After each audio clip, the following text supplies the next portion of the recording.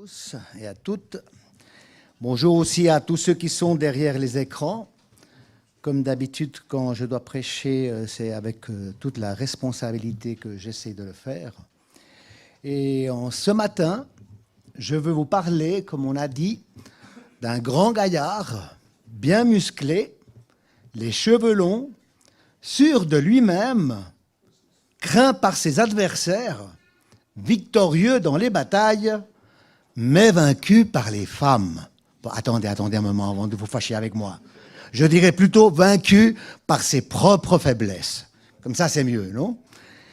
Je pense que vous savez déjà parfaitement, merci Bertrand, vous savez parfaitement de qui je parle, mais si jamais vous avez encore une doute, je vous dirais qu'un fabricant de valises, qui sont très réputés par être fortes et résistantes, a mis son nom dans sa marque. Et ce n'est pas pour faire de la pub, mais c'est la marque Samsonite. Je ne sais pas si ça se prononce comme ça en français. Les valises Samsonite, le nom a été mis grâce au personnage de qui je vais vous parler. Donc, c'est déjà bien clair que je vais vous parler de Samson, mais avec de la musique.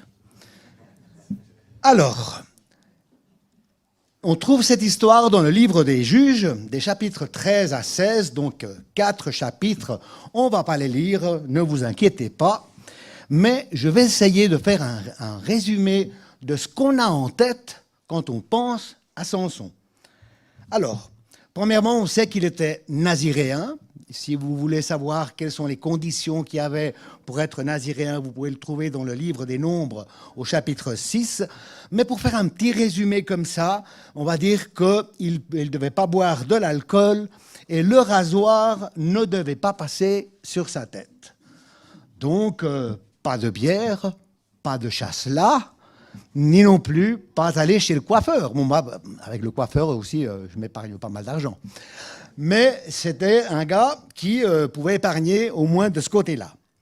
Alors, puisqu'on parle que c'est un grand beau gars costaud, je pense qu'il ne devait pas avoir de problème pour trouver une fille, pour tomber amoureux. Et à la fin, il a choisi une fille, mais juste un petit détail. Cette fille appartenait au peuple ennemi. Et Israël était soumis aux Philistins pendant cette époque. Donc voilà que Samson est tombé amoureux d'une Philistine. Et ses parents lui disent, mais écoute Samson, mais est-ce qu'il n'y a pas des filles dans notre peuple, dans notre tribu qui puissent te plaire? Et il répond une réponse très bien choisie, très bien pensée, très bien motivée. Il dit, papa, c'est celle-là qui me plaît. Va donc et demande-la-moi en mariage. Et voilà, ils sont partis à Timna pour faire la demande de mariage. Pendant ce temps, pendant le trajet, Samson s'écarte un peu de ses parents. Et tout d'un coup, un jeune lion, ce n'était pas un vieux lion qui n'avait pas de force, non, un jeune lion arrive vers lui en rugissant. Ils sans rien avoir à la main pour se défendre. Il a tout simplement déchiré comme si c'était un chevreau. Alors, imaginez-vous à ce point-là, comment commençait à se sentir Samson. Je pense qu'il devait penser, il n'y a rien qui puisse me résister, mais même pas un lion. Alors, je pense bien que sa fierté commençait à croître. Et quelque temps après, quand il allait épouser sa fiancée, il fit un détour pour voir le cadavre du lion, et voilà, il trouve dans le cadavre un essaim d'abeilles. Lui, il n'était pas apiculteur, hein, il n'était pas habillé comme ça, comme les apiculteurs. Et il a mis la main dans l'essaim d'abeilles, il a pris du miel, il en a mangé, et il en a donné aussi à ses parents. Alors, ils arrivent déjà à l'endroit du mariage. À l'époque, ce n'était pas comme chez nous, qu'on fait pour un mariage, c'est une soirée et c'est bon. Là-bas, c'était 7 jours de mariage. Alors, on lui attribua, selon la coutume de l'époque, on lui attribua à 30 compagnons. Et Samson a décidé de faire son premier jeu. Il a dit, bon, j'ai 30 compagnons, je vais leur proposer une énigme impossible à résoudre. Mais il y avait 30 vêtements en jeu. Si c'était Samson qui gagnait, lui, il recevait un vêtement de chacun de ses compagnons. Et si c'était lui qui perdait, c'est lui qui devait donner un vêtement à chacun de ses compagnons. Et ses compagnons commencent à se creuser la tête pendant 3 jours. Et ils n'arrivent pas à trouver la solution à l'énigme. Alors au 4e jour, ils partent chez sa femme et ils lui disent « Écoute, flatte ton mari parce qu'on a besoin de savoir la solution au problème, sinon on te brûlera à toi et à toute ta famille. » Et elle dit « Bon, je vais quand même essayer. » Sa vie était en jeu, elle risquait sa vie, donc elle a commencé à lui pleurer. Mais dis-moi, raconte-moi quelle est la solution. Au début, lui disait bah, « Écoute, je n'ai pas raconté à mes parents, je vais te raconter à toi. » Mais à la fin, elle a réussi à le convaincre. Il lui a raconté quelle était la solution à l'énigme. Et elle est partie tout de suite chez ses compagnons pour leur dire la solution à l'énigme. Alors ils sont arrivés. Samson, la solution est celle-ci. Vous pouvez lire l'histoire, je ne vous raconte pas tous les détails, vous pouvez lire l'histoire dans le livre des juges. Et Samson dit, ah ben, c'est vrai que ça c'est la solution, mais c'était impossible à résoudre, donc c'est ma femme qui vous a raconté comment était la solution. Et bien fâché, Samson, au lieu d'aller au centre commercial acheter les 30 vêtements, il a tué 30 Philistins pour leur enlever les vêtements et payer sa dette. Il a bien commencé. Et tout en colère, il a dit, ben, je ne vais pas rester chez elle, je retourne chez mes parents, et il est reparti chez ses parents. Quelque temps après, ben, il avait quand même envie d'avoir une belle soirée avec sa jeune femme. Et il a dit, ben, je vais aller vers là-bas. Et avant d'entrer chez elle, son papa, le papa de la fille, lui a dit, mais attends, maman. Quand tu es parti tout fâché chez toi, moi, je pensais que tu ne la voulais plus. Alors, je l'ai donné en mariage à un de tes compagnons. Et alors là, Samson a dit, là maintenant, je vais me venger. Et sa première vengeance, il a pris 300 renards, il les a attachés de 2 en 2 par la queue, il leur a mis un flambeau au milieu et il les a fait partir à tous sur les champs de blé et sur les oliviers des Philistins. Quand ils se sont rendus compte, ils ont dit, mais qui et quoi? Et ils leur ont dit, ben, c'est Samson, parce que son père a donné sa femme à un autre homme en mariage. Alors il a dit, ah ouais? Et les Philistins alors, quand ils ont su ça, que c'était à cause de ça, ils ont brûlé la femme et son père. Et Samson a dit, alors maintenant je vais de nouveau me venger à fond. Et il a commencé à tuer des gens à droite et à gauche, on ne peut pas savoir la quantité, mais jusqu'à un endroit où il s'est caché dans une grotte. Alors les Philistins arrivent à Judée pour se battre contre eux, pour pouvoir prendre et capturer Samson. Et quand les Judéens voient arriver tous les Philistins, ils disent arrêtez un moment, qu'est-ce qu'il y a? Mais pourquoi vous voulez vous battre avec nous? Ben parce qu'on a besoin de capturer Samson. Ah non, vous inquiétez pas, on va aller le chercher, on va parler avec lui. Non, mais vous devez nous le remettre. Oui, on va faire ça. Et 3000 Judéens sont descendus chercher Samson à la grotte. Et Samson leur a dit, mais c'est vous qui allez me tuer? Et on lui a dit, non, c'est pas nous, mais ils ont dit, mais comment c'est possible, Samson? Tu ne vois pas déjà tout le mal qu'ils sont en train de nous faire pendant toutes ces années où on est soumis à eux? Et je me suis arrêté parce qu'il y a quelqu'un qui m'a fait un geste, je ne sais pas si... Bon, alors... Il leur dit, ils arrivent pour parler avec lui, et ils leur disent, avec tout le mal qu'ils sont en train de nous faire, et encore, tu nous fais ça. Tu vois le mal que tu es en train de nous faire, toi aussi à nous. Et alors, Samson lui dit, c'est vous qui allez me tuer? Et ils disent, non, on ne va pas tuer nous, mais on va te remettre aux Philistins. Alors ils l'ont bien attaché, ils l'ont bien serré avec des cordes, et ils sont arrivés où il y avait les Philistins.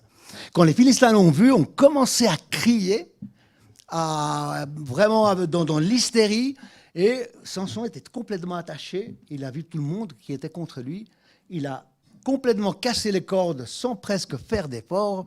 Et il a dit, oh là là, maintenant j'ai un problème, je dois me battre avec tous ces gens-là. Et il a trouvé une mâchoire d'âne qui était par terre, une mâchoire d'âne fraîche. Il l'a pris, et je ne sais pas si vous imaginez déjà, comme on voit dans les films, le protagoniste qui se bat avec des gens en haut, en bas, derrière, à droite et à gauche. Il commence à se battre et il tue 1000 hommes avec une mâchoire d'âne. Alors quand il finit de les tuer, il la lâche et il dit « Oh là là, j'ai tué 1000 hommes avec une mâchoire d'âne. J'ai fait un tas, j'en ai fait 2. Il était bien content, hein, il se vantait quand même pas mal. Hein. L'histoire nous raconte que quelque temps après, Samson alla à Gaza chercher et entra chez une prostituée. Et ce n'était pas précisément pour lui faire une visite de courtoisie. Et les Philistins disaient, bon, le matin, il va être quand même assez fatigué. Alors là, on pourra vraiment le prendre parce qu'il sera affaibli. Mais Samson s'est levé à minuit, il a pris la porte de la ville, il les a mis sur ses épaules et les a montés en dessus, au sommet d'une montagne. Alors le gars, il était quand même bien fort, il faisait presque ce qu'il voulait et comme il voulait. Un peu de temps après, il tombe amoureux de nouveau d'une femme. Et on va dire que cette fois, il a choisi une femme de son peuple, une femme avec un bon témoignage. Eh ben non, de nouveau une Philistine. Et celle-là, on connaît le nom, elle s'appelait Dalila. Et quand les Philistins ont su que Dalila était avec Samson, ils sont partis parler avec elle et lui ont offert une grande somme d'argent à condition qu'elle puisse savoir d'où provenait la force de Samson. Et Dalila leur a dit, vous inquiétez pas, je vais m'en occuper, je suis une femme.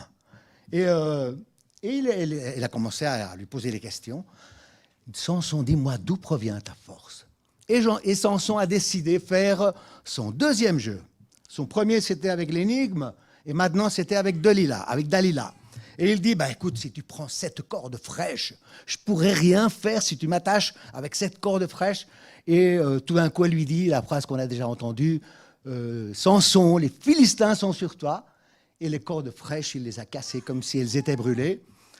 Et après, ça a été de nouveau la même histoire, parce qu'elle commence à dire, ouais, mais tu te moques de moi, tu ne m'aimes pas, si tu m'aimais, tu me dirais la vérité.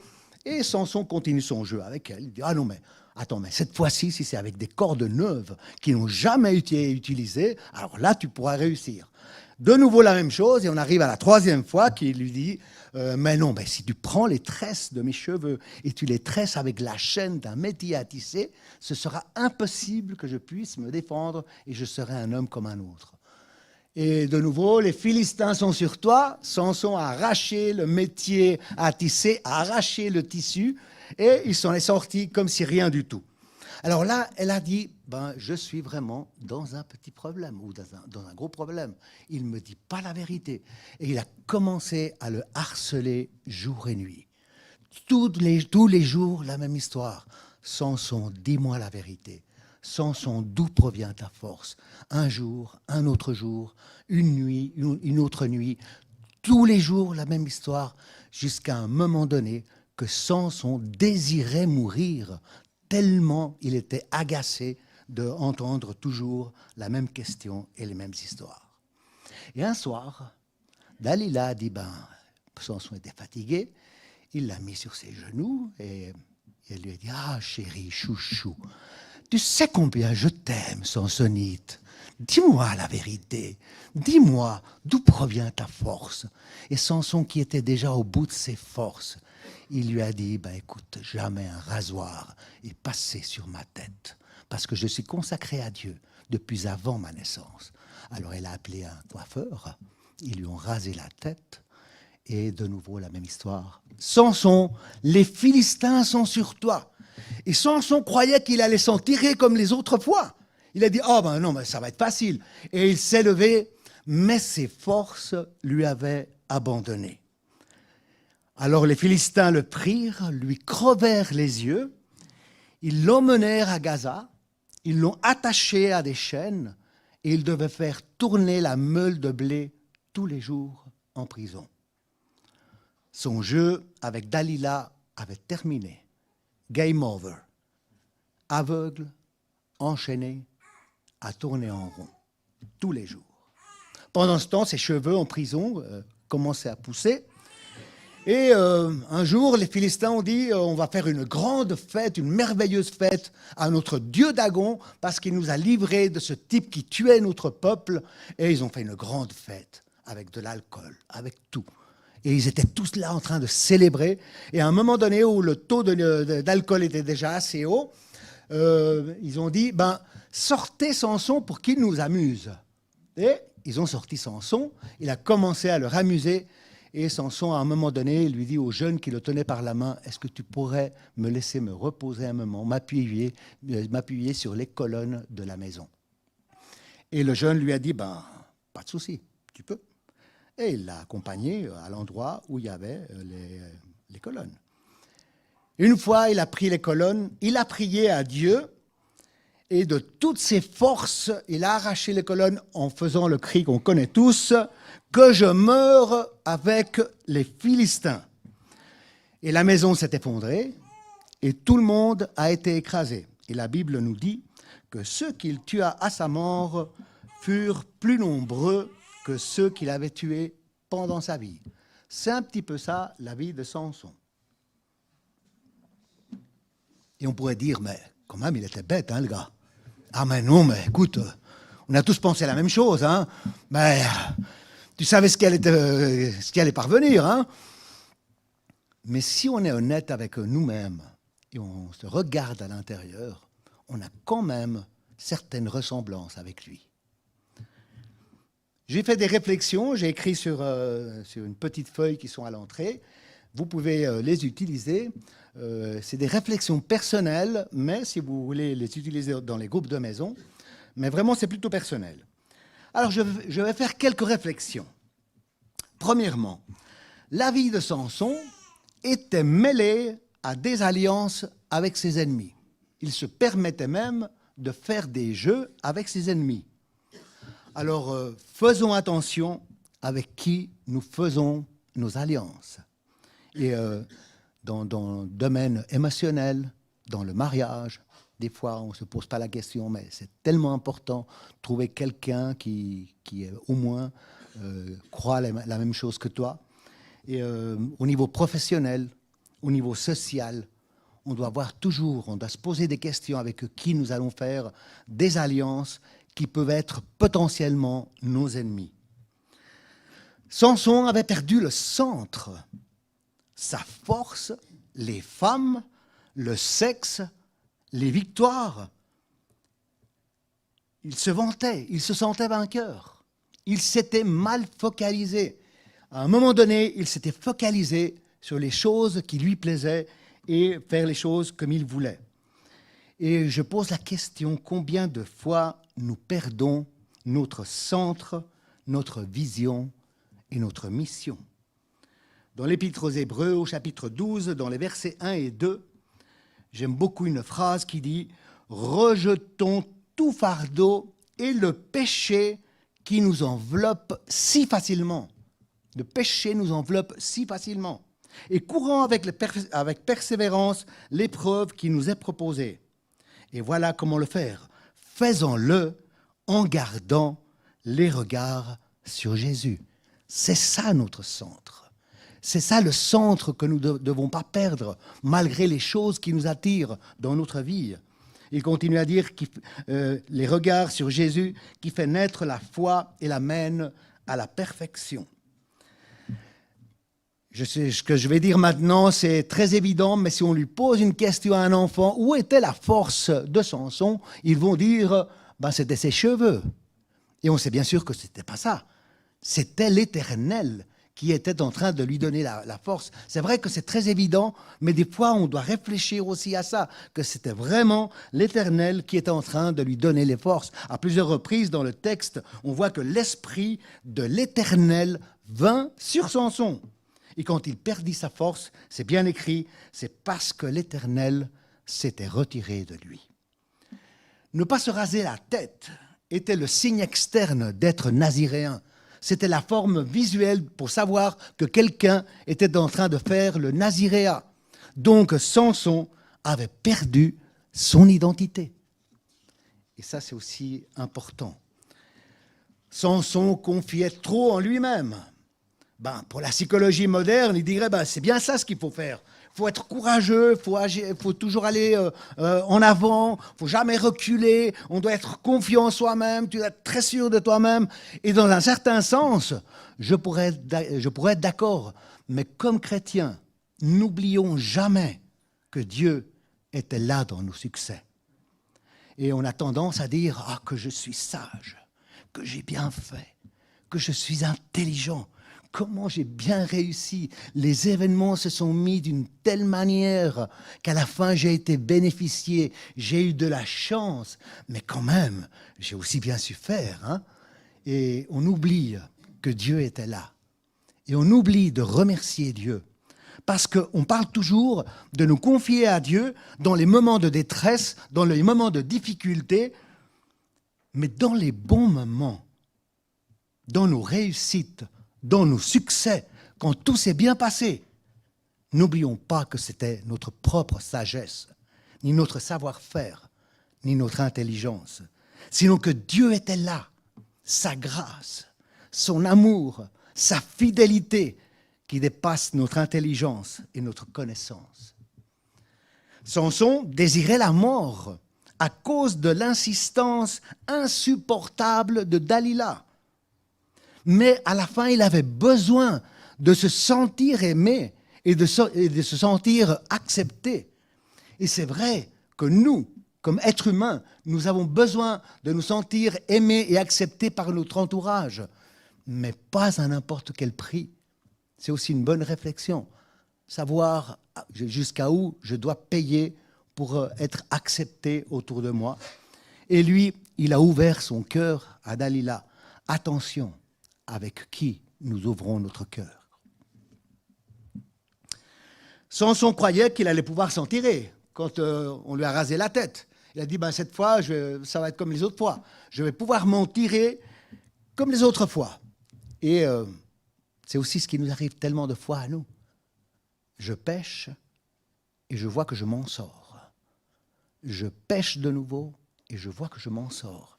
Et je m'habitue à pécher parce que je crois que je vais toujours pouvoir m'en sortir. Et nous entrons dans cette confiance, mais nous risquons de finir aveugles, attachés à des chaînes, pour tourner en rond en perdant le sens et la vision de notre vie.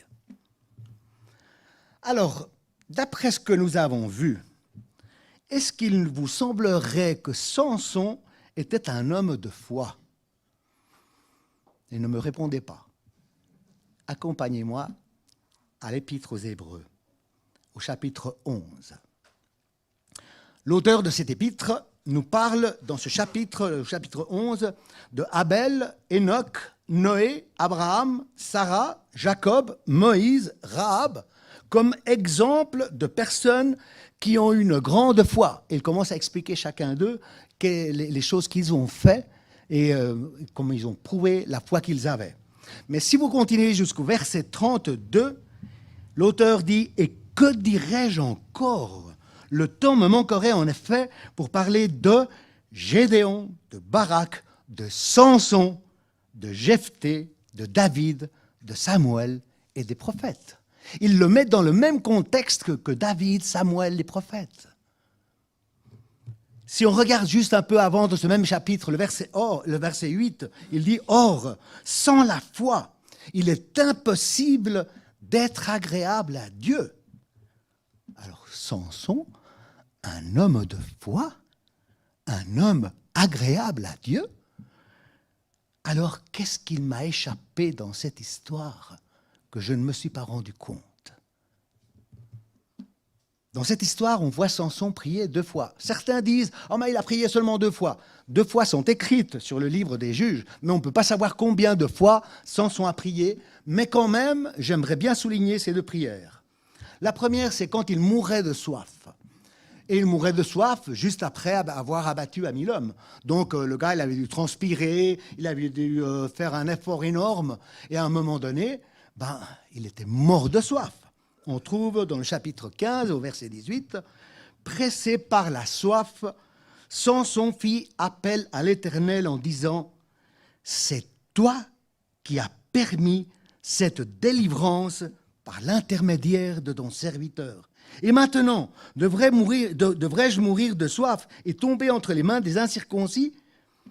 Dieu fendit la cavité du rocher qui se trouve à l'Échi, et il en sortit de l'eau. Samson but, il retrouva ses forces et reprit vie. Dieu a fait ce que Samson lui a demandé. Donc, il y avait une grande foi. Et Samson, c'est vrai que c'était un moment de détresse et de difficulté, mais il a dit, il a reconnu, c'est toi qui as permis cette grande délivrance par l'intermédiaire de ton serviteur. Donc, il reconnaissait que Dieu était là.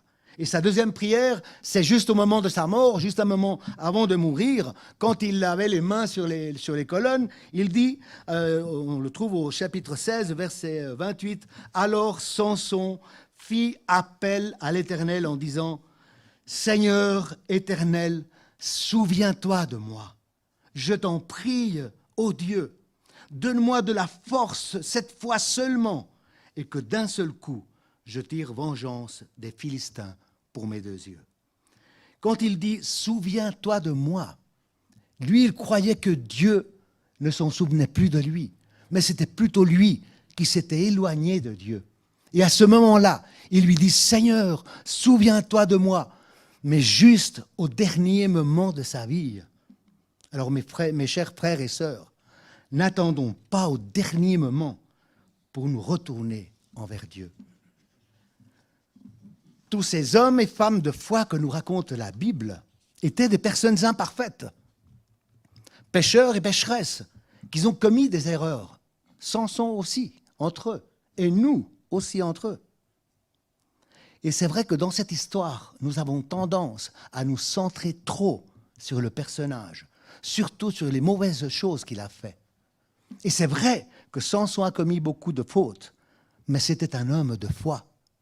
Je ne vous ai pas dit avant, mais à 2 reprises dans ce texte, le livre nous dit que Samson avait été juge en Israël pendant 20 ans. 20 ans, ce n'est pas une courte période de temps. Pendant ces 20 ans, il avait quand même fait des bonnes choses en étant juge d'Israël. Il devait avoir une bonne relation avec Dieu pour pouvoir être juge pendant 20 ans. Et vraiment, beaucoup de fois, on ne voit pas le protagoniste de cette histoire, qui est vraiment Dieu. Dieu dans cette histoire, sa compassion, son amour, sa miséricorde et sa fidélité.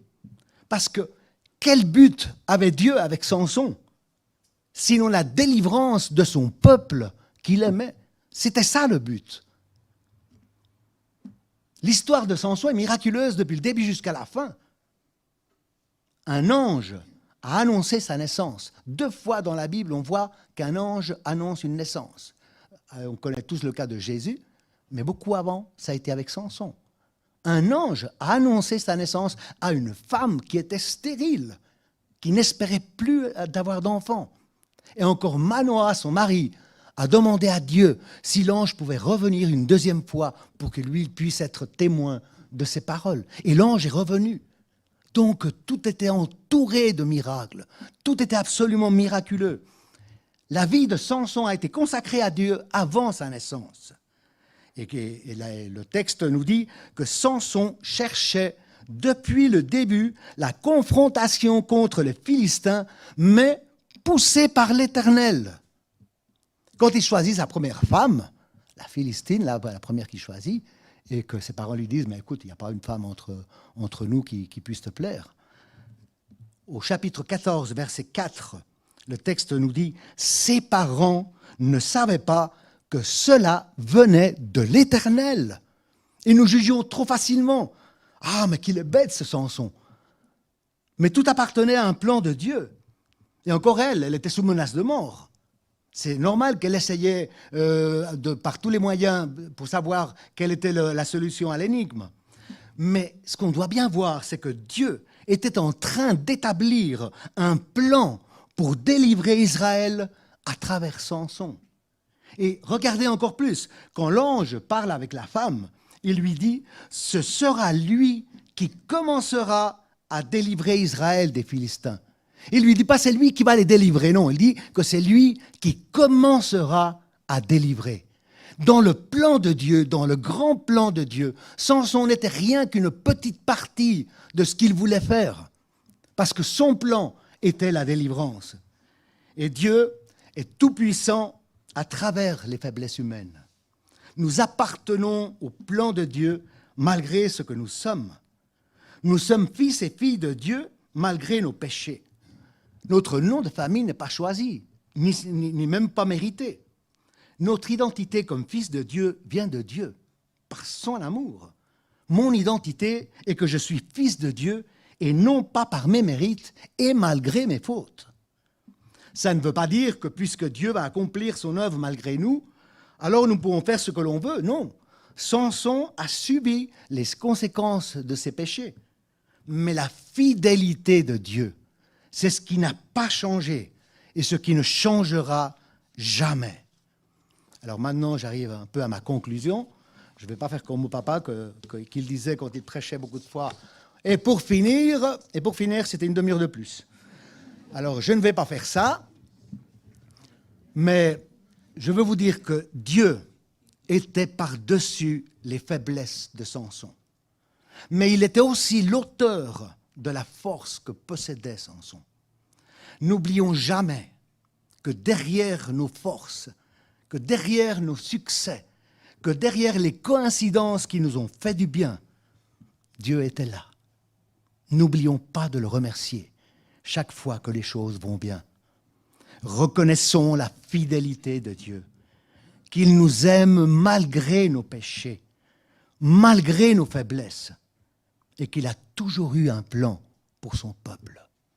Et nous sommes son peuple. Et son plan de délivrance arrive aujourd'hui jusqu'à nous.